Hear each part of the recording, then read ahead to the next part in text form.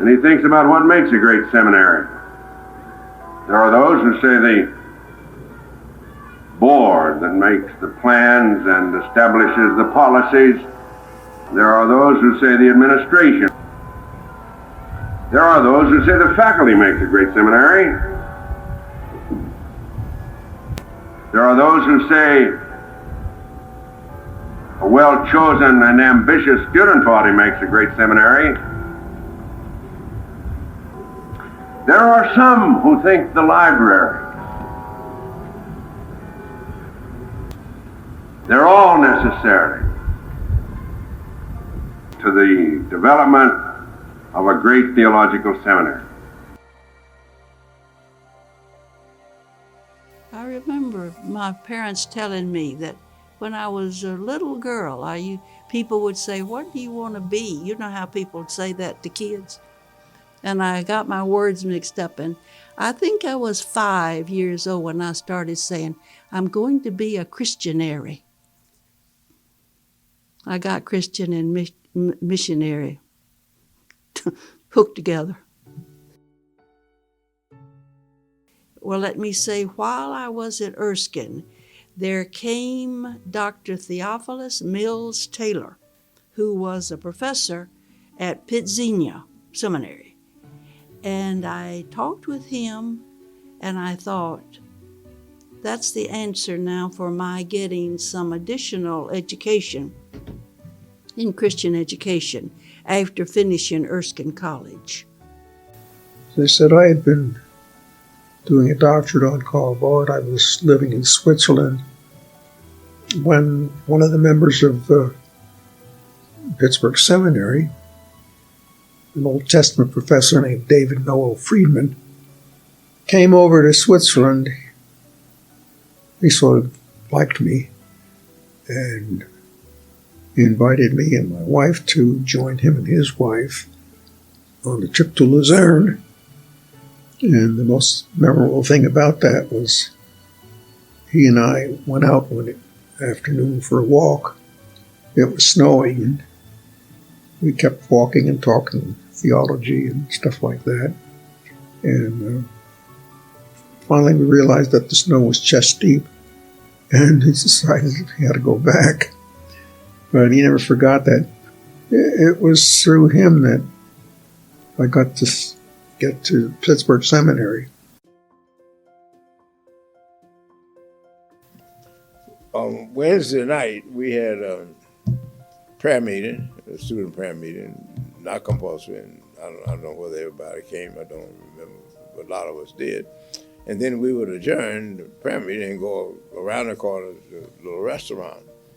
And I don't remember the name of it. But apparently the owner said to the fellows one day, not to me, he never said a word to me. He said that, we would rather that the black guy didn't come with y'all. They said, well, we'd rather that we won't come at all. I know it was sharpened because of the so-called differences between Western Seminary and Pittsburgh-Xenia. I really saw the issues through the eyes of the seminary professors and the reputation Pittsburgh-Xenia had, as opposed to those liberals over there in Western. And it's interesting, John, because when we were in seminary, we used to play touch football against Western and also basketball against Western. And you would think we were arch enemies, especially playing football. Oh, man, there were bruising. No, it's touch football, but bang, bang, bang. And we always felt good because we beat those liberals. Bob Kelly had a cheer that we had to give. Iron and steel, coal and coke, Pittsburgh-Xenia, holy smoke. I was a defender of Dr. Gershner, not because I knew anything theologically, but because he was the hero of those who wanted strong traditional Reformed theological views. But an interesting thing happened when I came here to Pittsburgh, and this is a story that I've told many people. Because of Dr. Gershner being here, I took classes of his, which were very stimulating. But I also was a part of a small group of 3 or 4 students who would meet in our apartment for lunch periodically to read Hodge and Warfield, the Princeton theologians, which nobody else was really reading in the Presbyterian Church in those days. But Dr. Gershner was very much committed to them. And one day in particular, I took a class in the Sermons of Acts with Marcus Bart. And we would sit in a room no larger than this, around a table not much larger than this. There were only maybe 8 or 10 of us. And every day he'd come in with his Nestle New Testament and open it up, and he would go on to talk about the next sermon in Acts. And it was wonderful. So I said to Dr. Gershner at lunch, I said, "What do you do with Dr. Bart?" A question that was inappropriate for me to ask him in that way. He said, "Oh, Dr. Bart, his theology is impossible, just impossible." And he was that, animated. "His theology is just impossible, but he'll lead in the saints." First week, right after the new library was dedicated, I became ill and I was dehydrated and was taken to West Penn Hospital. And I got hydrated there for about 4 or 5 days. In those days, they always kept you longer. And one afternoon, I was reading and I looked up and there was Dr. Orr sauntering into the room, carrying he always kind of dressed pretty sloppy, and it had his coat with him and holding his hat. And he said, "Well, Miss Humison, how are you doing today?" And I was just shocked that he had come to visit me, I'm still moved by that today. He was just so kind to come. He didn't stay long. He had a little prayer before he left, just like a pastor should. And, but he was that kind of person. Yeah. Gordy was the reason that Fred is,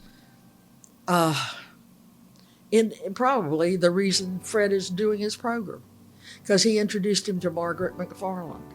That was Fred's consultant. She was head of the Department of Child Development at Pitt. And she was somebody so special. He consulted with her almost for every program. He was taking a course in counseling with Gordy. He said, "You should be doing you should really get some work done in early childhood." And Gordy's wife was involved. She knew Margaret well, and she had been one of her students. And so anyway, Fred went over and began studying child development at Pitt because of Gordy. And I'm a young college student, and Ed's complaining about, aging. And I said, yeah, but, or Dr. Leach, I don't know what it was. But think of all the experience you have. And Ed Leach turned around and said, "Want to trade?"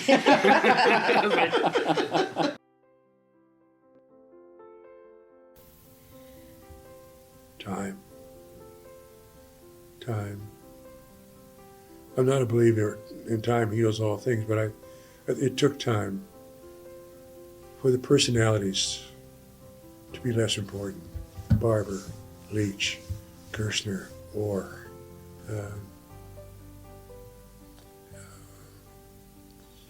The personality decline helped a lot. Sam Callion's pro-seminary.